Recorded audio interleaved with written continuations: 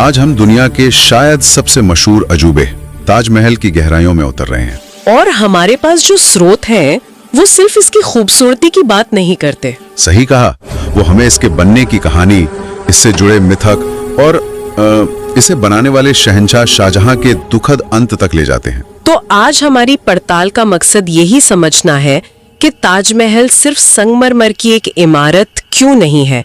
ये इतिहास, इंजीनियरिंग और इंसानी जज्बातों का एक ऐसा संगम है जिसकी परतें आज भी खुल रही हैं। तो क्या ये वाकई सिर्फ मोहब्बत की निशानी है, या इसके तहखानों में मुगल सल्तनत के कुछ और राज भी दफन हैं? चलिए इसकी परतों को एक एक करके खोलते हैं। बिल्कुल।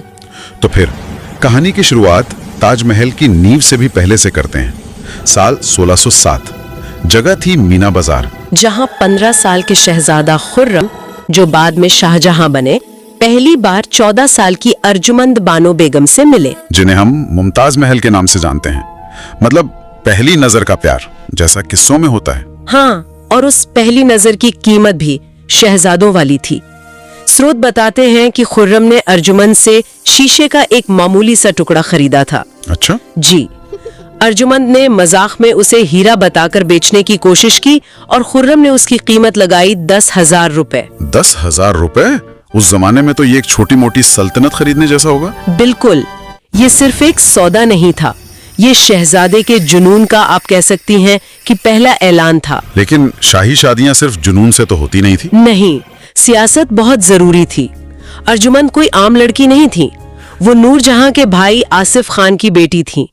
तो ये रिश्ता खुर्रम को तख्त के और करीब ला रहा था। तो सगाई तो हो गई, लेकिन ज्योतिषों ने कहा कि शादी 5 साल बाद होगी। 5 साल का इंतजार, और शायद इसी इंतजार ने उनके रिश्ते को और गहरा कर दिया। मुमताज सिर्फ एक रानी नहीं थी, वो शाहजहां की सबसे बड़ी ताकत थी। हर फैसले में उनके साथ, जंग के मैदान से लेकर सियासत तक रहती थी। ये उस दौर में किसी भी महिला के लिए एक बहुत बड़ी बात थी। और 19 साल की शादी में 14 बच्चे हुए, जो उनके गहरे रिश्ते को दिखाता है। पर यही नजदीकी और हर पल का साथ कहानी के सबसे दर्दनाक मोड़ की वजह भी बना। साल 1631, बुरहानपुर।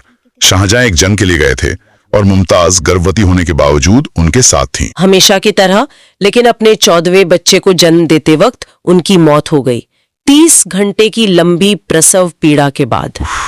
और कहते हैं कि मरते वक्त मुमताज ने शाहजहां से 2 वादे लिए थे। हाँ, मैंने भी पढ़ा इसके बारे में। पहला ये कि वो दोबारा शादी नहीं करेंगे, ताकि उनके बच्चों के बीच तख्त के लिए और झगड़े ना हो। एक माँ की चिंता थी ये।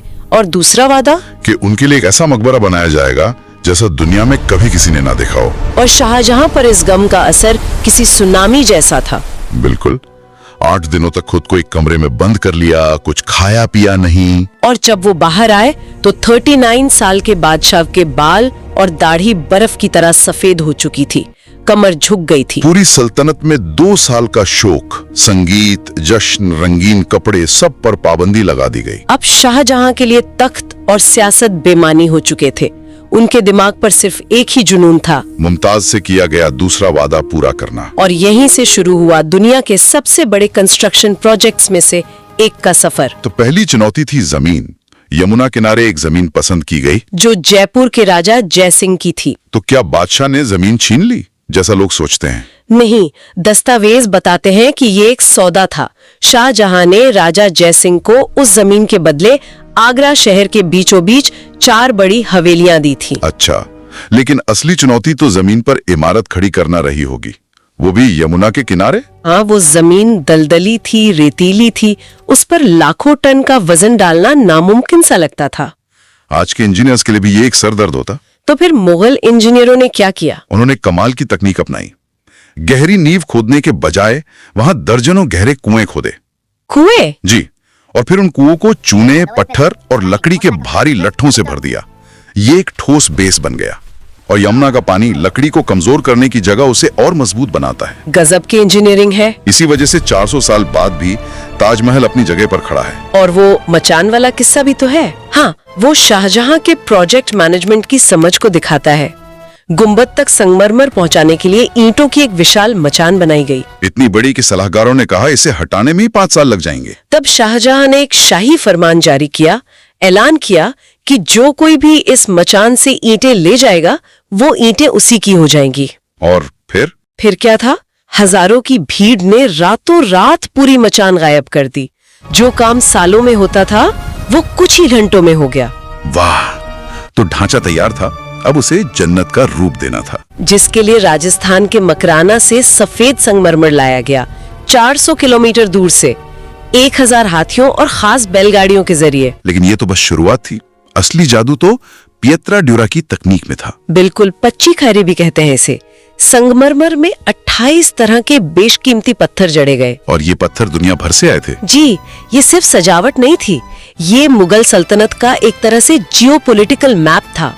नीला लाजवर्द अफगानिस्तान से, जेड चीन से, नीलम श्रीलंका से। मतलब हर पत्थर ये बता रहा था कि शाहजहां की पहुंच कहां-कहां तक थी। सही कहा, ताजमहल उस दौर का एक ग्लोबल प्रोजेक्ट था। इतने बड़े प्रोजेक्ट के साथ कहानियां तो जुड़ी जाती हैं, और सबसे मशहूर कहानी है मजदूरों के हाथ काटने वाली। हाँ, क्या शाहजहां ने सच में 20,000 मजदूरों के हाथ कटवा दिए थे? देखिए, ऐतिहासिक सबूत इस कहानी को पूरी तरह से खारिज करते हैं। मतलब कोई सबूत नहीं है? कोई नहीं, न किसी मुगल दस्तावेज में, न किसी विदेशी यात्री के लेख में। इतनी बड़ी घटना का कोई जिक्र न होना ही अपने आप में एक सबूत है। तो फिर ये कहानी आई कहां से? ये शायद हाथ बांधना मुहावरे के गलत मतलब से निकली है, जिसका मतलब था कि कारीगरों से कॉन्ट्रैक्ट साइन करवाया गया कि वे ऐसी कोई दूसरी इमारत नहीं बनाएंगे। बदले में उन्हें जिंदगी भर की पेंशन दी गई। तो हाथ बांधना का मतलब हाथ काटना बन गया। बिल्कुल, कहानियां अक्सर ऐसे ही रूप बदल लेती हैं। एक और मशहूर कहानी है काले ताजमहल की। हाँ, कि शाहजहां यमुना के दूसरी तरफ अपने लिए काले संगमरमर का एक जुड़वा ताज बनवाना चाहता था। एक यूरोपीय यात्री ने इसका जिक्र भी किया है। जी, और ये कहानी इतिहासकारों को भी लुभाती रही। लेकिन 1990 के दशक में जब खुदाई हुई तो वहां काले पत्थर नहीं मिले। तो फिर क्या मिला? सफेद संगमरमर की ही टुकड़े, जो जमीन में दबे रहने की वजह से काले पड़ गए थे। तो काला ताज कभी बनने वाला था ही नहीं।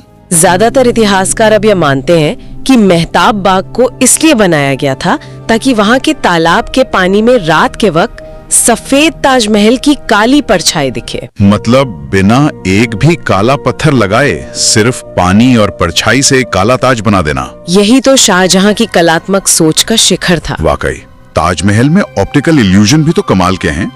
जैसे मुख्य दरवाजे से देखो तो ताज बड़ा दिखता है और पास जाने पर छोटा लगने लगता है। और इसकी मीनारें भी तो एकदम सीधी नहीं है। जी हाँ, वे बाहर की ओर थोड़ी झुकी हुई हैं। ऐसा क्यों? 2 वजह हैं।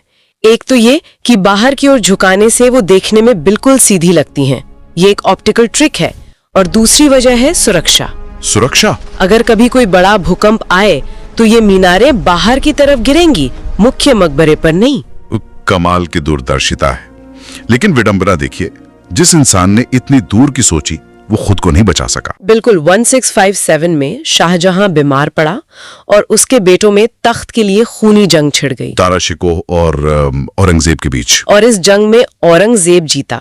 उसने आगरा के किले को घेर लिया जहां उसका बीमार बाप शाहजहां था। और फिर औरंगजेब ने जो किया वो बहुत क्रूर था। उसने किले पर हमला नहीं किया, उसने किले में जाने वाली यमुना की पानी की सप्लाई काट दी। दुनिया का बादशाह पानी की एक एक बूंद के लिए तरस गया। मजबूर होकर शाहजहां को अपने ही बेटे के सामने आत्मसमर्पण करना पड़ा। औरंगजेब ने अपने पिता को मारा नहीं, बल्कि आगरा किले के मुसम्मन बुर्ज में कैद कर दिया। 8 साल के लिए उस कैद में शाहजहां के पास बस एक ही सहारा था, उस बुर्ज की खिड़की से दिखने वाला ताजमहल। कहते हैं कि जब उनकी नजर कमजोर हो गई तो उनकी बेटी जहांआरा ने दीवार पर एक आईना लगवाया था ताकि लेटे लेटे भी उन्हें ताज की परछाई दिखती रहे। और 22 जनवरी 1666 को उसी कैद में शाहजहां की मौत हो गई। और त्रासदी ये थी कि दुनिया का सबसे आलीशान मकबरा बनवाने वाले बादशाह को एक शाही अंतिम विदाई भी नसीब नहीं हुई।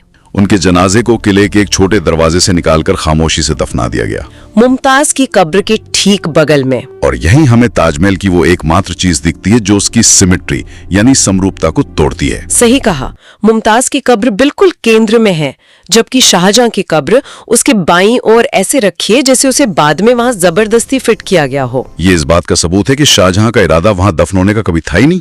और एक राज और भी है, जो कब्रें हमें दिखती हैं वो नकली हैं। अच्छा, असली कब्रें ठीक उनके नीचे एक गुप्त तहखाने में हैं और इस्लामिक परंपरा के अनुसार वो बिल्कुल सादी हैं। और उन 22 बंद दरवाजों का क्या, जिनके बारे में कई कहानियां हैं कि उनके पीछे कोई मंदिर है? पुरातत्व विभाग ने इन दावों को कई बार खारिज किया है। उनका कहना है कि ये कमरे सिर्फ इमारत के वजन को बराबर बांटने वाले मेहराब हैं। और उन्हें बंद क्यों रखा गया है? संगमरमर को नुकसान से बचाने के लिए।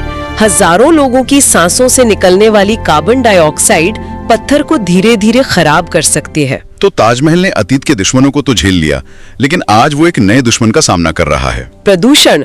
सूखती यमुना नदी में पनप रहा एक कीड़ा गोल्डी चिरोनोमस संगमरमर पर हरे धब्बे छोड़ रहा है और एसिड रेन से पत्थर पीला पड़ रहा है। इसीलिए समय समय पर इसकी दीवारों पर मुल्तानी मिट्टी का लेप लगाया जाता है, एक तरह का फेस पैक जो गंदगी सोख लेता है। तो इन सभी जानकारियों को एक साथ रखकर देखें तो क्या तस्वीर बनती है?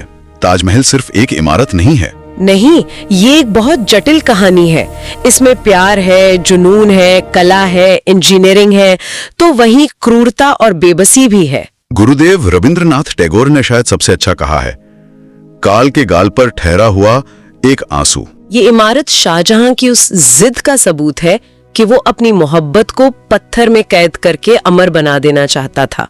तो आज की इस गहरी पड़ताल को एक आखिरी सवाल के साथ खत्म करते हैं। जरूर। क्या एक ऐसी इमारत जो सल्तनत की आधी दौलत, हजारों लोगों की सालों की मेहनत और एक इंसान के गहरे गम पर खड़ी हुई हो, उसे सिर्फ प्यार की निशानी कहना उसकी कहानी को बहुत ज्यादा सरल बनाना नहीं है? या ये शाही ताकत, कलात्मक सोच और इंसानी जुनून का एक कहीं ज्यादा जटिल और शक्तिशाली प्रतीक है? इस पर सोचने के लिए ख्याल छोड़ते हैं।